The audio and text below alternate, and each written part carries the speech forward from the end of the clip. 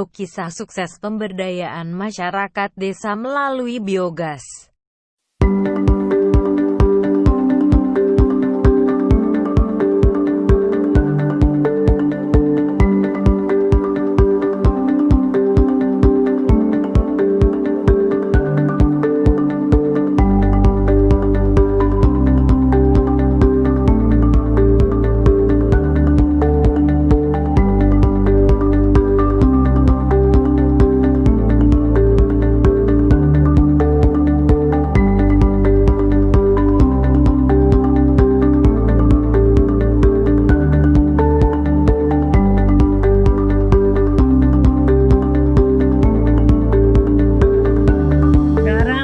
Ada biogas, saya bisa hemat buat pengeluaran sehari-hari, terutama pengeluaran gas untuk masak.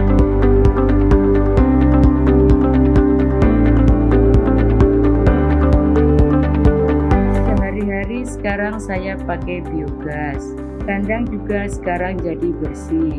Terus kalau malam bisa pakai lampu biogas, jadi irit listrik juga.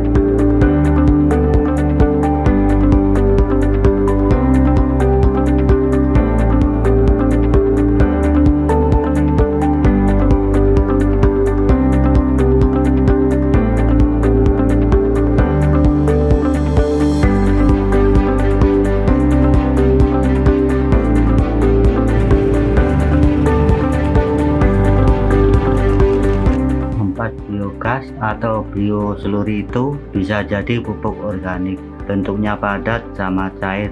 Tanaman-tanaman saya jadi subur dan hasil panennya jadi lebih banyak.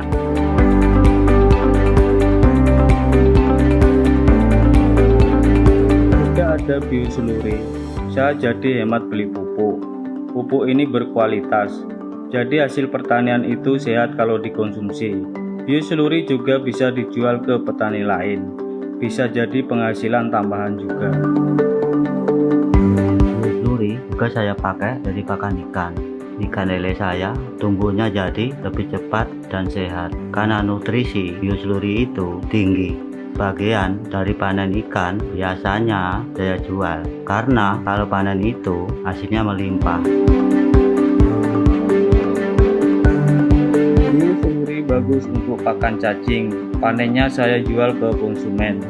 Media bekas cacing bisa dijual juga, pupuk cacing atau vermikompos namanya.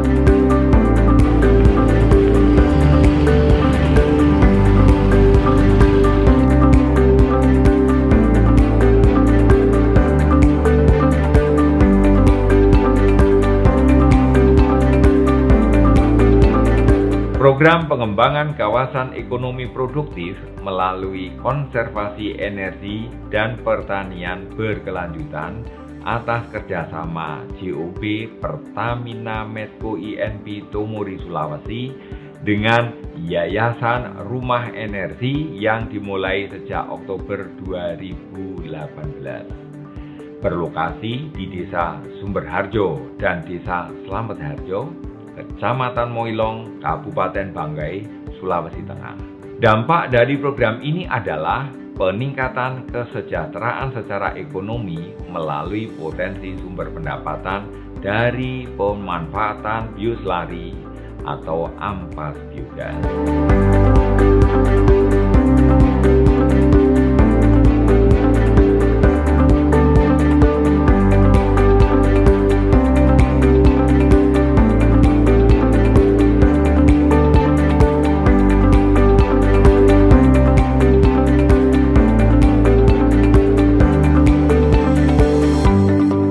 Rumah Energi adalah sebagai fasilitator dalam program pengembangan kawasan ekonomi produktif melalui konservasi energi dan pertanian berkelanjutan yang diinisiasi oleh JOB Pertamina Medco Tomori. Di sini kami memberikan pelatihan kepada masyarakat Desa Sumberharjo dan Slamet Harjo mengenai bagaimana membuat reaktor yang berkualitas, bagaimana mengoperasikan dan memeliharanya. Selain itu, karena biogas memiliki banyak manfaat, salah satu diantaranya adalah pembuatan bioseluri atau pupuk organik. Kami juga memberikan pelatihan kepada masyarakat mengenai bagaimana memproduksi pupuk organik yang berkualitas tinggi, dan juga bagaimana melihat ini sebagai sebuah kesempatan bisnis yang baik bagi masyarakat.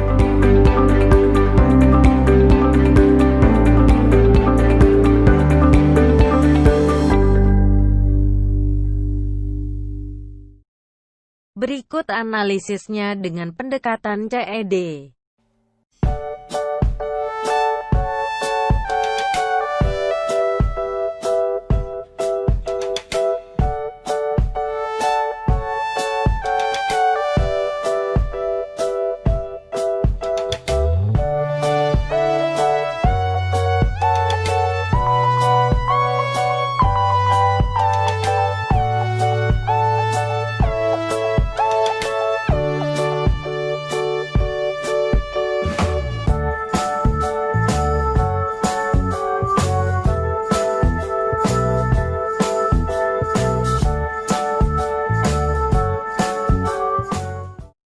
Video kegagalan pasar dalam perekonomian.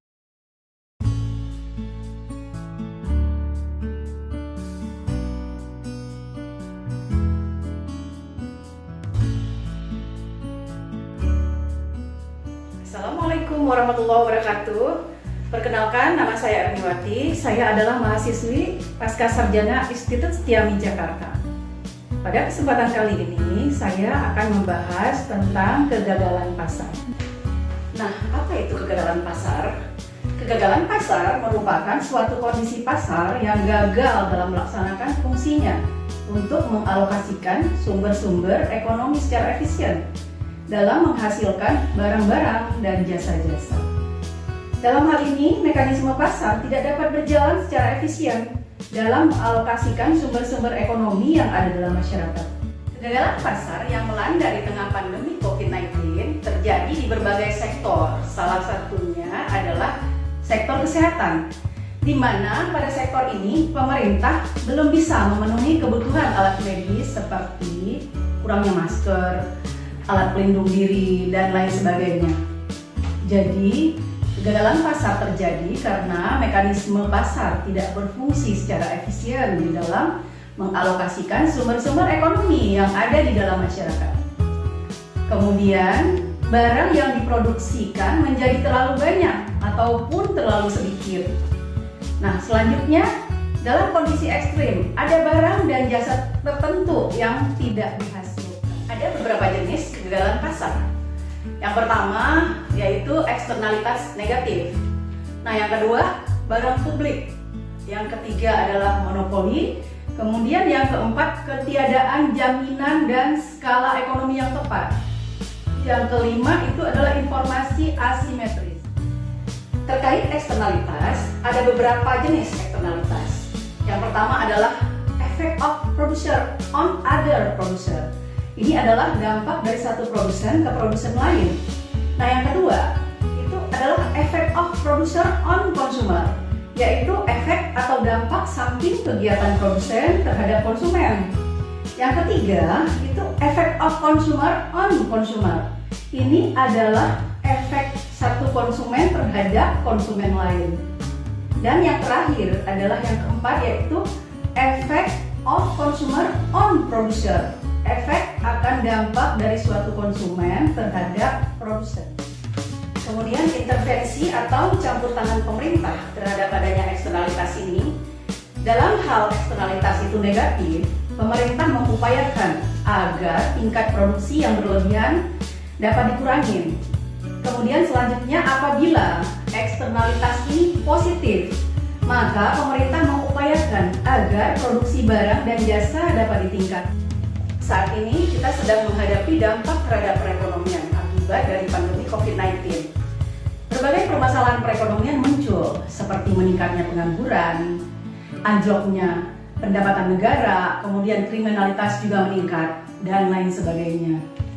Dari kesemua permasalahan ekonomi tersebut, berakibat terjadinya kegagalan pasar. Jadi kesimpulannya adalah kebijakan publik yang dilakukan pemerintah atau organisasi publik lainnya harus mampu menangani masalah-masalah kegagalan pasar. Kemudian, peran pemerintah dalam membuat kebijakan publik tidak akan pernah tergantikan dan tidak akan pernah habis. Demikian yang dapat saya sampaikan. Wassalamualaikum warahmatullahi wabarakatuh.